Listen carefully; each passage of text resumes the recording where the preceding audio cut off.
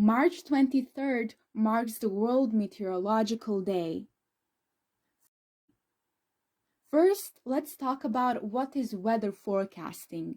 Weather forecasting is the application of science and technology to predict the conditions of the atmosphere for a given location and time. People have attempted to predict the weather informally for millennia and formally since the 19th century. What is the importance of weather predicting? Weather warnings are important forecasts because they are used to protect life and property. Forecasts based on temperature and precipitation are important to agriculture. Temperature forecasts are used by utility companies to estimate demand over coming days. We use weather forecasts to determine what to wear on a given day. Now, let's look at some sayings and predictions about the weather that you probably heard before. Here are some sayings that indicate clear weather the following day. If the sky of the night before was clear and starry, the morning will be cold, but the day will be sunny. If the morning is very foggy, the afternoon will be sunny and clear. What is Jamre? Jamre is the warmth of the sun and its waves in the air, water, and soil. Once that warm wave comes, the first signs of spring have come, say the elders. They say that there are 3 Jamres. The first one hits the air on 19th of February, and then the warmer air starts to circulate. The temperatures are not so low anymore, say our grandparents. 7 days later, on 26th February, Jamre hits the water and it cannot freeze anymore. The last, 3rd Jamre, shoots into the earth on 5th March. Then, according to stories and sayings, the earth starts to become warmer and you can sit on it. By legends, after Jamre ends, Babinehuke start and last from half of the 9th to half of the 10th week after Christmas, 10th to 17th March. In the time of Babinehuke, in one day the weather changes multiple times, sun, rain, snow, even rain and snow together, and that lasts all day, followed by a strong wind. That is the time when spring is fighting the winter. Some other sayings about weather prediction. If ants are coming out of the ground, a storm is coming. A cat will groom itself when nice weather is around the corner. Its fur creates static electricity, which is then grounded. When the weather is wet, the electricity appears on its own. If the Catholic and Orthodox Easter happen to be at the same time, the soil will be infertile that year. Before we compare our DIY barometer to the forecast, let's first talk about what is air pressure and how to determine whether it's high or low. Air pressure, also known as atmospheric pressure, is the pressure within the atmosphere of Earth. Air pressure changes if the air warms or cools. Hot air rises and cold air sinks. Now that we know the basics about air pressure, we can move on and start creating our own barometer at home. The materials you will need are tin can or glass jar, glue or tape, rubber band, straws, construction paper, and a balloon.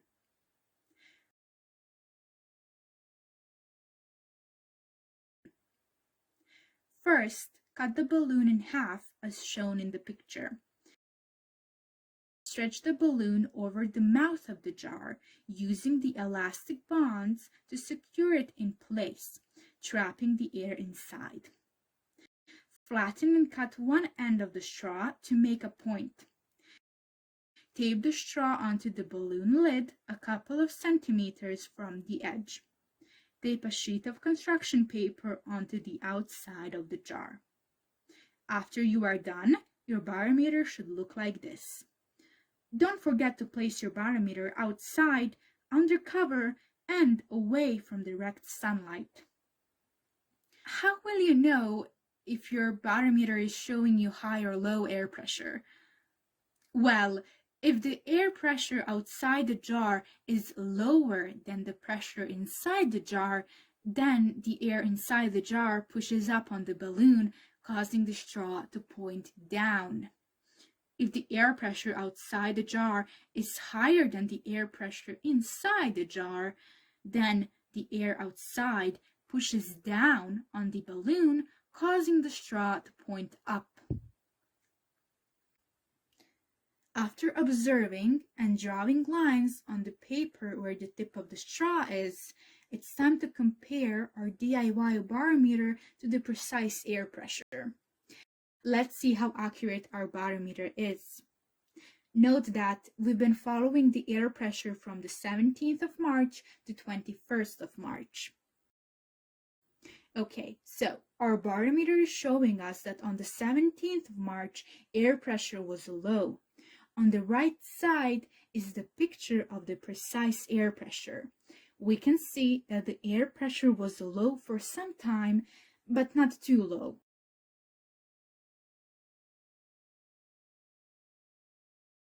On the 18th, barometer is showing us that the air pressure wasn't low or high, it was in the middle.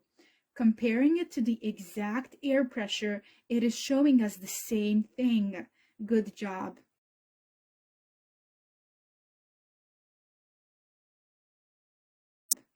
Let's look at the 19th of March. Our barometer tells us it was a high air pressure that day, and the forecast tells us it definitely wasn't low.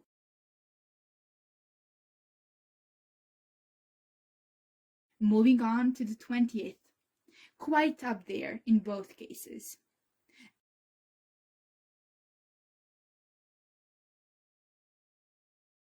And the final comparison is on the 21st.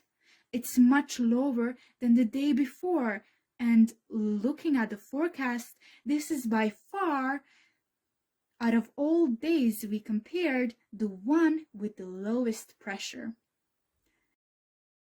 This was very fun to make, and we hope it inspired you to make your own barometer at home.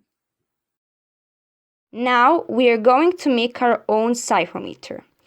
The materials needed to make this simple instrument are 1 bottle, 2 thermometers, wick and a gas. Stick the 2 thermometers with a tape on each side of a bottle. On one thermometer, which will be your wet bulb, you need to cover it by a cotton wool with a gas and to moisten it with water. When you finished this, put the candle wick around the cork of the bottle and protect it with a gas. Congratulations, you got your first hygrometer. And now, swing it for about 2 minutes. While you're swinging the bottle, be aware of breaking the thermometers. After swinging, read both thermometers and write down the readings. You'll need a table for reading the relative humidity. This is my table of measuring relative humidity. At the end, thank you for your attention and I hope you had great time with making this project. Before we compare our homemade wind vane to the forecast, let's first talk about how wind is created. Wind is caused because of the uneven heating of the surface. Due to it being made of different types of land and water, wind is just air in motion. Now let's make our own homemade wind vane. The things that we will need are paper, pencil,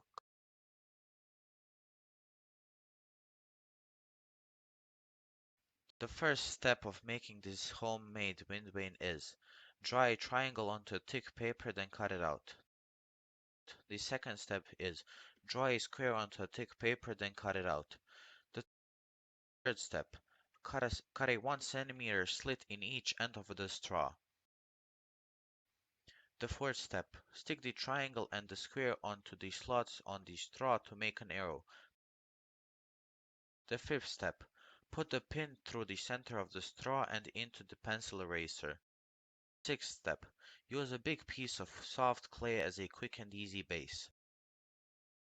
The seventh step. Write the 4 primary and 4 intermediate directions on the cardboard. Eighth step. Push the clay ball into the center of the cardboard to keep it in place. And the final step, take your wind vane outside to find the direction the wind is blowing. Now let's talk about what is a wind vane and how do we use it. Wind vanes help you determine the direction the wind is blowing.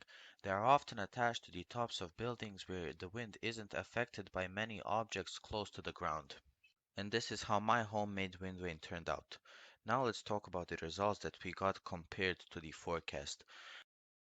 We measured the wind direction from the 17th to the 21st of March.